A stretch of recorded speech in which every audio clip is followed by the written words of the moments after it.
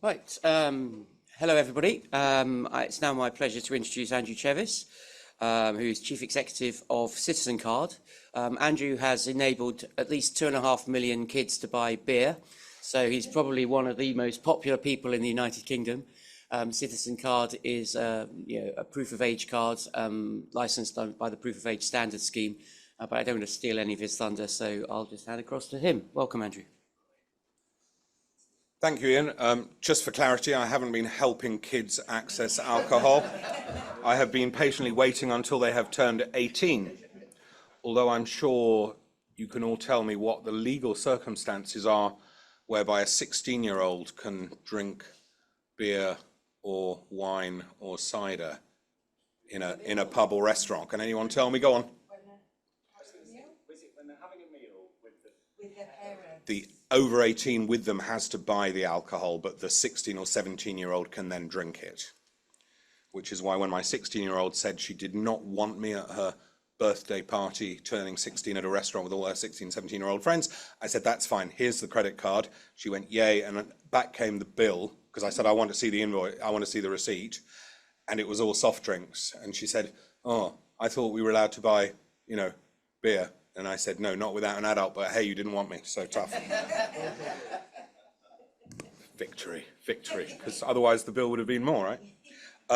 So first of all, good morning, welcome.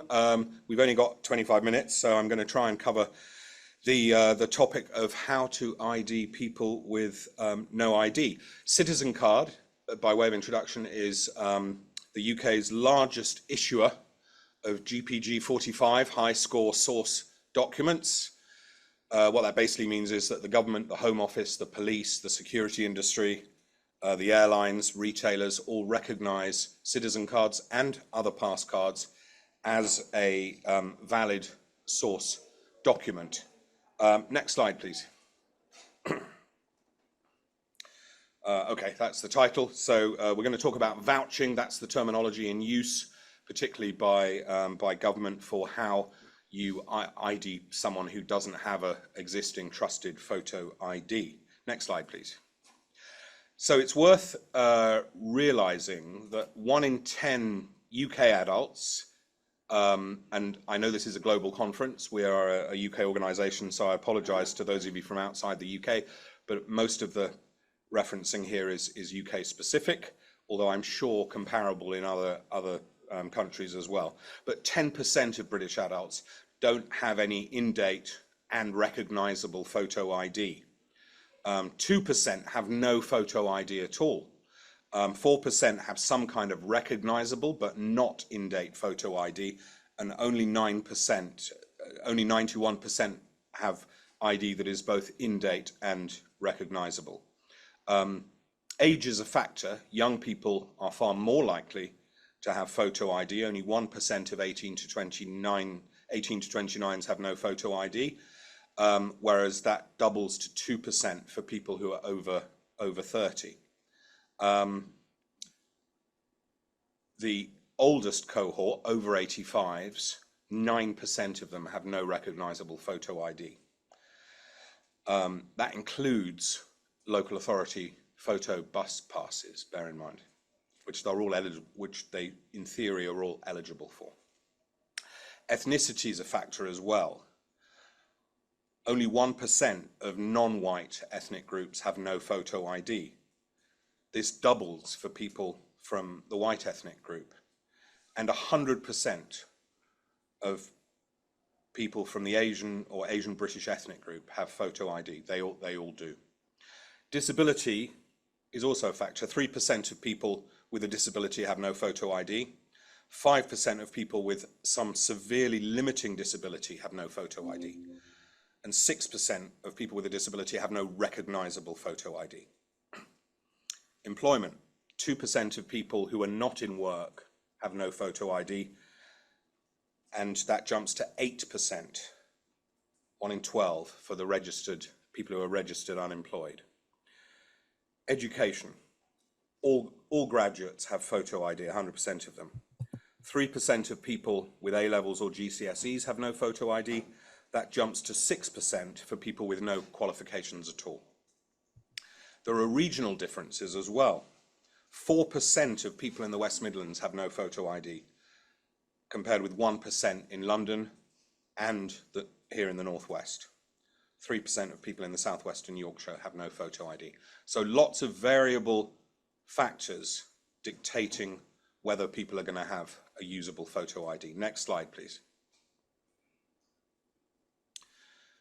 So 1 in 10 don't hold a passport and 1 in 5 don't hold a driving license. I won't go into detail on all the graphs, but the presentation is obviously available afterwards.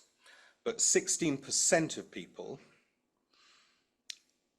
the people who don't, or 16% of the population possess a photo ID that is not a passport or a driving license or a travel pass. So 16% possess what are called other. That means either a pass card, like, for example, a post office pass card or a Yoti citizen card, an EU identity card issued by an EU government to EU citizens who live in the UK, a biometric immigration card from the Home Office, a military ID, or in Northern Ireland, a Northern Ireland electoral ID card.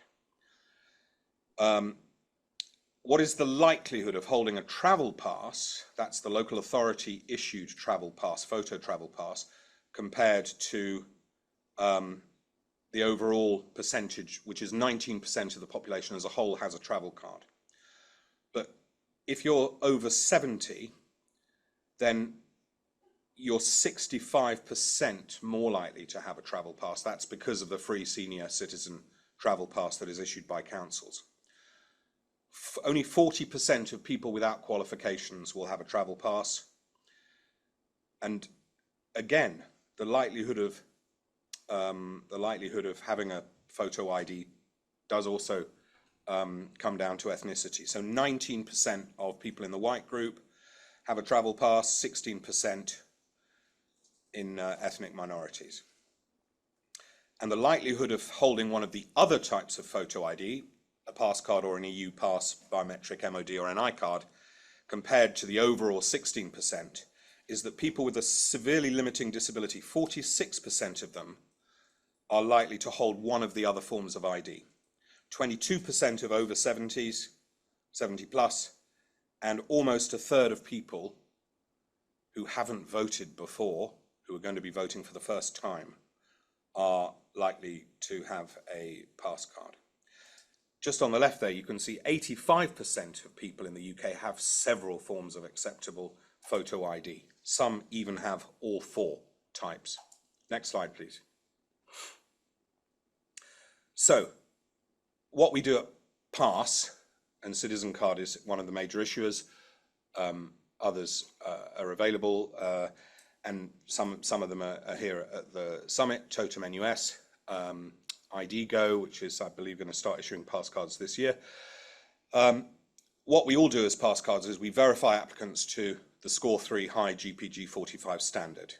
And the pass standards can all be, you can look at, it's all a very transparent process. They can be examined if you just need to go to the pass website, pass-scheme.org.uk, and you can read all the detail in the standards. How do you get one of these? How do you get one of these cards? And by the way, there are samples of the physical cards available at the desk, along with some other information about how to get a free card if you want one. This year, the year of the general election, we are giving away free pass cards via our No ID, No Vote campaign. Why? Because a lot of people, as you've seen, don't have any photo ID. You need photo ID to vote. 3 ways you get a pass card. You can apply using a photo ID, and several people do. Nearly half of all our applicants, not quite half, apply using their passport or their driving license or an EU identity card or some other acceptable form of photo ID.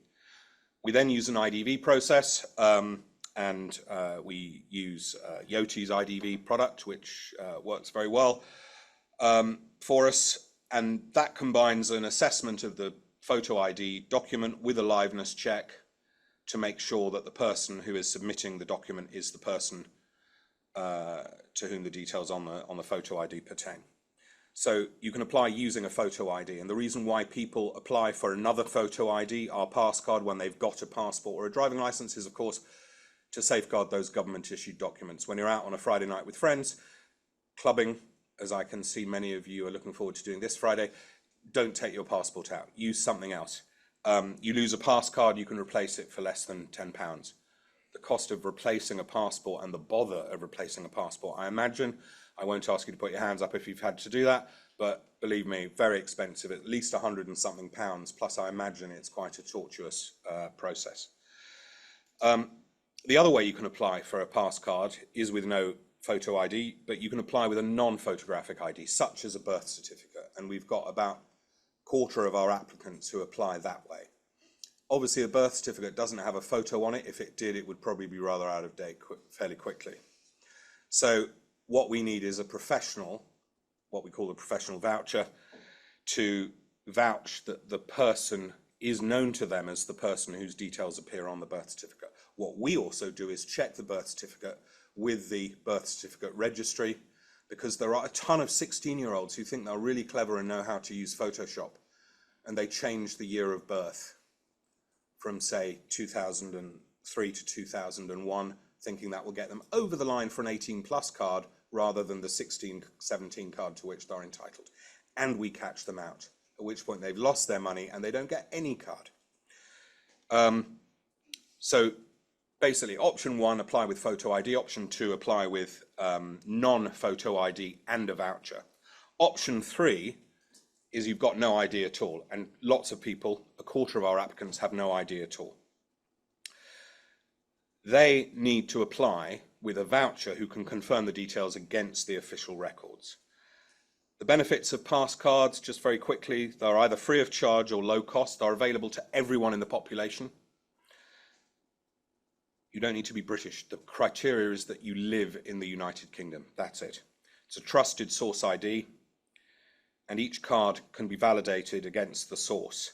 And I'm pleased to say that from this July, every single national pass card will be validatable via the pass card app or via an API, because Young Scott and Totem NUS will be on board with the app by July. So every pass card can be checked, and I've got information on the app here for you. I encourage you all to download it and test it. Next slide, please. So, vouching someone with no ID. First of all, the vouchee must know the voucher, because the voucher is the most important part of this process. It's not the applicant, it's the voucher or the referee. If you have trouble with the word voucher, because voucher tends to mean, 30% off, but I'm trying to get with the lingo. Not easy. But the vouchee must know the voucher, who can vouch for them against their organisation's official records, because the judgment that is made by the pass auditors who set the standard that allows for the approval of this process by the Home Office and the police and the retailers is that the voucher has to swear that the details match the details held by the organisation. And for that reason, the voucher has to be able to access those records and then confirm that the vouchee's personal details, the name, the date of birth, match the records. And the voucher has to say that the image, the photo, is a true likeness. The voucher must work in a recognised profession whose business details can be verified. And the first thing we have to do is establish that the voucher's organisation is legit. And then we've got to establish that the voucher works at and for that organisation. They must also be contactable during normal office hours, for the simple reason that we will contact them. And then the obvious stuff. The voucher obviously can't be related to or in a relationship with or live with the vouchee. And they've got to understand the implications of the Fraud Act 2006, that we will refer to the National Crime Agency, as we do in every single instance, if we have evidence that a voucher is falsely trying to get a vouchee a card. There's a very restricted list of who can be a voucher. The reason for that is because the official records must be trustworthy. So a GP surgery's records are regarded as trustworthy. Your doctor, dentist, nurse is a valid voucher. School, college, university, your teacher, tutor or administrator at the educational establishment is a category. Social worker, local authority social worker, a certified solicitor, a staff member of a bank or a building society, a prison or probation officer, a job centre plus work coach or a DWP work coach, or an immigration advisor from an OIC registered advice service. It may be that the applicant doesn't know any of those people. They haven't got a GP. They're not at school, they haven't come out of prison. The applicant can also be vouched against personnel records in certain circumstances. If the applicant works for any of the above institutions, the GP surgery, the solicitors, the bank, the educational establishment, the prison, etc., then they can apply using their employer. If the applicant's employed by a public or local authority or by the government or a devolved government, likewise. Also, if the applicant is employed by a company in the private sector that employs more than 250 staff, then again, they can apply using their employer. I'm often asked, what's so magic about the 250 staff number? And the answer is that there is legislation that requires companies that employ 250 staff or more, legislation that determines the process by which that company must maintain auditable employment records and evidence of their employees' identity. So that is why that 250 staff rule exists. Next slide, please. So the other very important part of this process is the audit trail. We've got to establish whether the voucher's work organisation exists, such as, say, a local authority. We've got to confirm, the voucher has to confirm all the required information. And we will contact the voucher at work to confirm all aspects of the vouch. Next slide. So the audit trail for the digital vouch. First of all, the vouchee must meet or speak to their voucher. The voucher must complete and sign a digital referee declaration form to confirm their eligibility and willingness to act as a voucher for that vouchee, or they must select a reason for declining to act as the vouchee's voucher. You've got to love the terminology. I wouldn't want to do this presentation drunk. Next slide, please. The other part of the audit trail, first part is that digital referee declaration, what we call the DRD. The other thing that's important is the SOT, the statement of truth. Once a voucher's validity is confirmed by the voucher, once the voucher's validity is confirmed, we generate a statement of truth and we send the voucher a link to the statement of truth. If the voucher completes and signs that statement of truth, then the application can be processed. And a full audit trail for every applicant, including details of the voucher, the vouchee, the DRD and the SOT, hope you like acronyms, are kept offline for the permitted purposes, which are internal audit purposes, law enforcement and other compliance purposes. Next slide, please. Some information about why this matters. Why do we bother IDing people with no ID? Because the easiest way to be a pass card issuer is to just allow people to apply with a photo ID. But for us, that rather defeats the object, because while we're delighted to help people with passports and driving licenses have something more usable, we're even more motivated to give people who have no ID whatsoever their first trusted form of photo ID. So in January and February this year, the last months for which I've got up-to-date stats, because I haven't got the March stats yet, we issued more than 1,400 people with their first recognised photo ID. That included 247 children who were vulnerable or at risk, or adults via a social worker, 116 people with physical or mental health challenges via their doctor or mental health professional, 2 people who are transitioning their gender, 5 people of no fixed abode, they don't live anywhere, 200 people out of work who we were able to get a card thanks to their DWP or HMP employment advisor. Prison, HMP prison. 356 people using their probation officer. 327 people who were in education or employment via their teacher or employer. 58 people via their solicitor. 129 people using their GP or their nurse or their dentist. And the process that we undertake to try and get these people over the line is probably best illustrated by this chart on the right. which is a snapshot for that period of how many applicants came in, 2743, and as of when I put this presentation together last week, how many of them have we got over the line? And the answer is 1196, because we will only issue one of these when all parts of the process are complete. And so you can see all the categories there. We're waiting sometimes for people to upload a photo.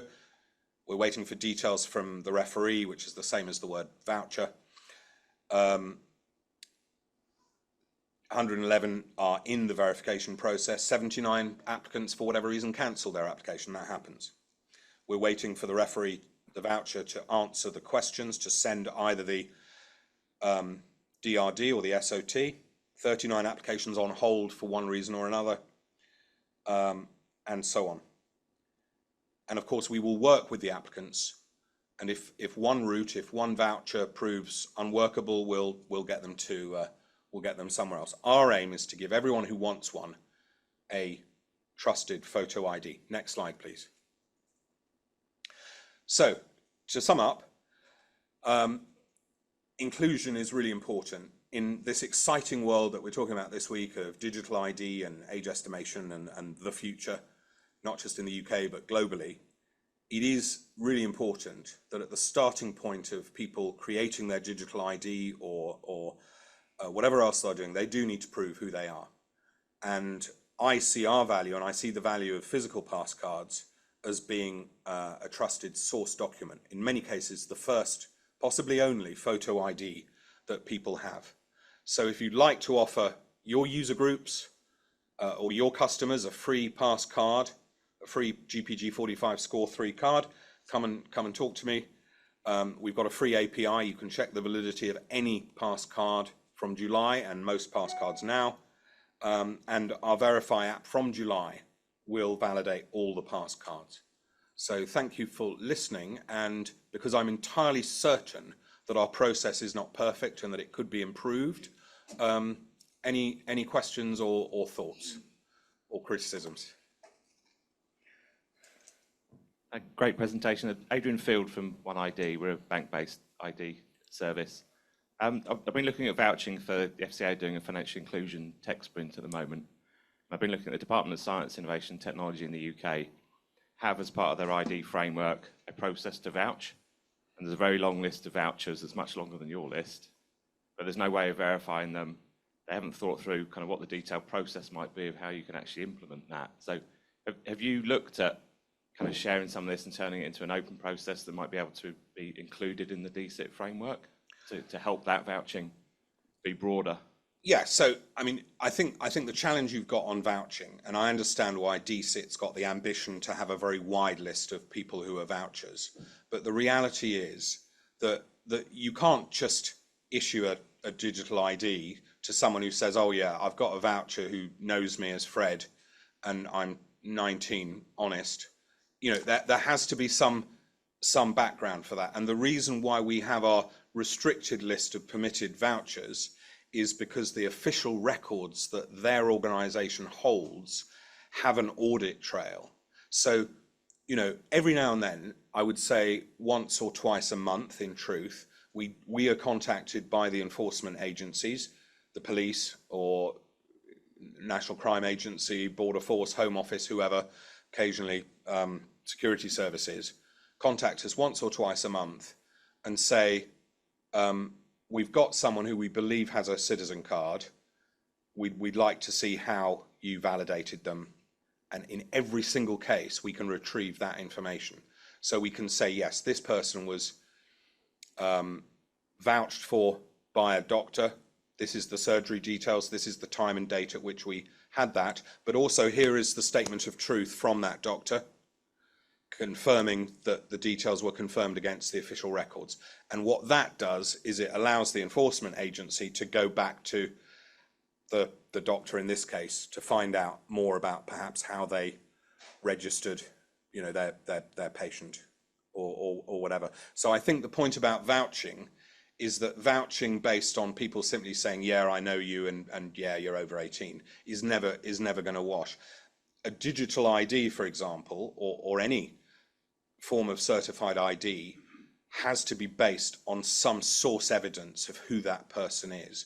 What we do is we allow a GPG 45 to be issued to someone who's got no other photo ID, provided behind this card that we issue is an audit trail that can be retrieved. And that's why I was asked yesterday, you know, in a world of millions of people getting digital ID, as surely will happen, is this the end for physical ID? And I said I very much doubt it, because we're, you know, source documents that are trusted, like our cards, are going to be one of the ways in which people create their digital IDs. Already we have in the over 25 cohort, 25% of our over 25s obtain a pass card for the purpose of creating their digital ID, and that's today. So, you know, in a few years' time, I would imagine that percentage will increase. But we will lose support from the Home Office, the police, the retailers, if we start to cut corners on vouching. So I think the DCIT voucher vision is obviously quite broad, and there's a desire to make sure that everyone can be included in the digital ID world. I understand that, but you've still got to have trust in the vouching process. And lots of new and interesting people are looking at ways of doing that. There's an organization called Interrobang, I think, which is looking at novel ways of enabling vouching. But in terms of the current pass standards, which is what we have to abide by, we have to make sure that any voucher is qualified to act as such, and that their official records are auditable. Thank you.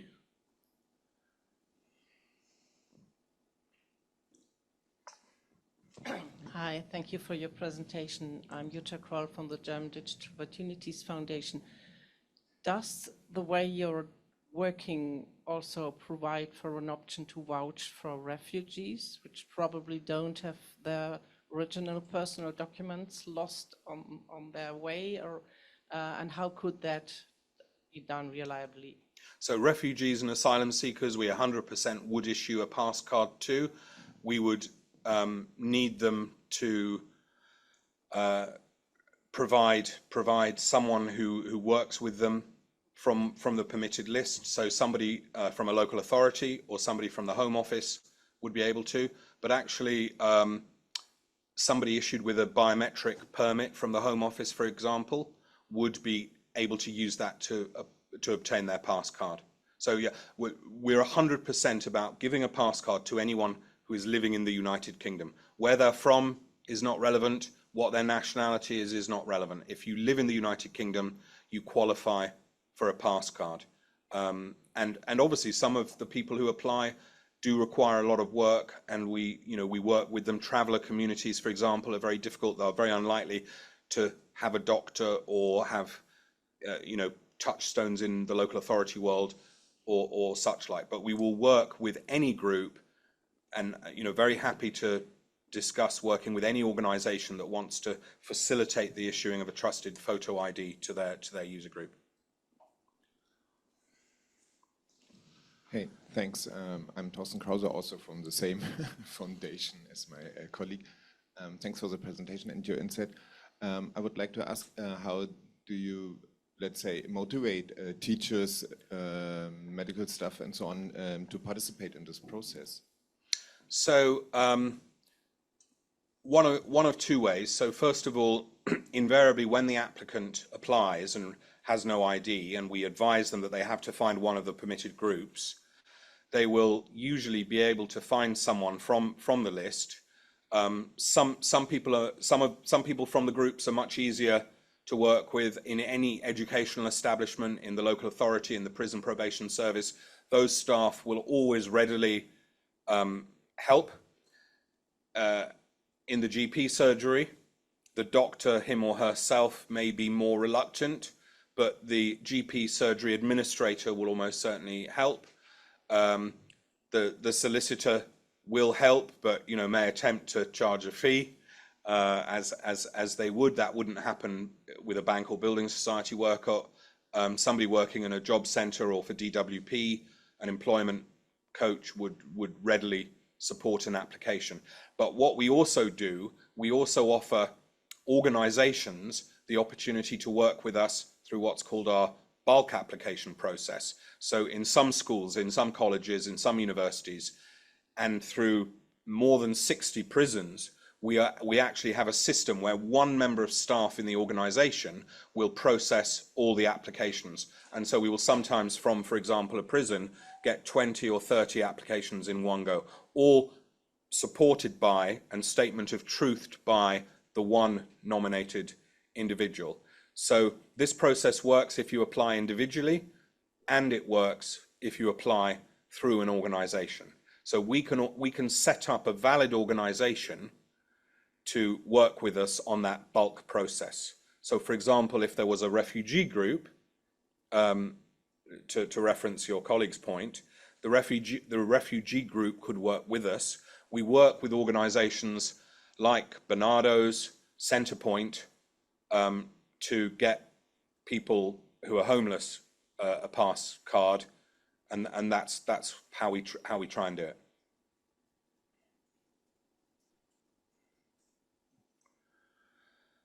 I think we're probably out of time, so thank you very much. I've got materials here, help yourself, business cards as well, and obviously I'm very happy to send a copy of the presentation to anyone who would like one. Thank you very much.